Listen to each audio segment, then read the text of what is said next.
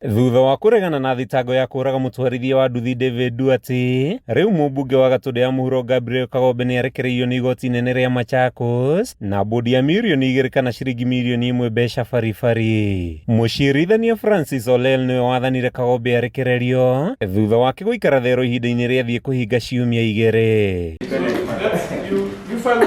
Kagombe no rio kurugamirirwo ni mawakiri kihiria thitũko wa kwaranĩria na ira cira-inĩ ũyũ kana gukinyithia magũrũ make haria njũragano yahanĩkĩire nginyagia cira ũyũ thikĩrĩrio na ũtuithanio. I have taken a plea of not guilty before this court today, and this matter is now perfectly before a court of competent jurisdiction, and therefore I trust that the judicial process is going to take place and everyone is going to get justice. Igoti o nĩ rĩathĩte abithaa mũnene wa ũthuthuria kwandĩkithia riboti ũrĩa njũragano ĩyo yatabanirio na itemi rĩrĩa Kagombe anyitire na kũmĩneana igoti-inĩ mbere ya thikũ 30 ithirĩte.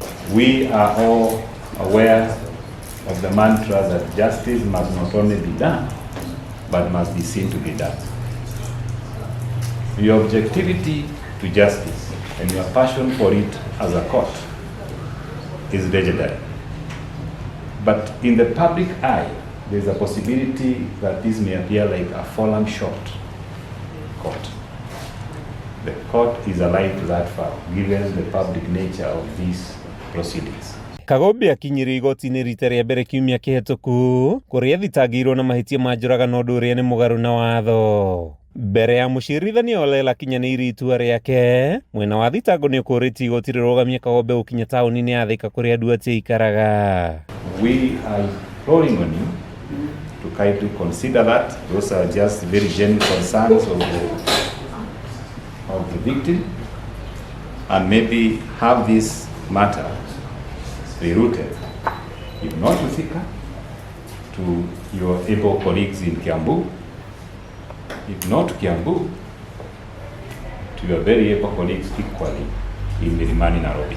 Kagombe arekwĩrwo kũraga Duarte kũrĩ tarĩki 17 mweri wa ĩtano hĩndĩ ĩrĩa ngahĩha ciatumũkire taũni-inĩ ya Kĩganjo Thika thutha wa ikundi igĩrĩ cia ateti gũkanĩrĩra. Section 9 of the Victims Act says they should present the views and concerns of a victim. Views and concerns cannot be expressed through those main authorities that have been referred to. It's totally irrelevant matter. They'll be saying security for the victims, witnesses, and all that. Now, why are you being referred to it? Just to waste the court's time so that you can comb through unnecessary authorities on a straightforward matter. If they are taking this route at the time of plea, then we can foresee what will happen during trial. Nĩ ngahĩho ciatigire andũ kĩheri na nguraro arĩ hamwe na andũ angĩ maabitha thirikari. Handũ-inĩ ha Kameme TV kuma kaunti-inĩ ya Kiambu, rĩtwa rĩakwa nĩ Mathew Ndung'u.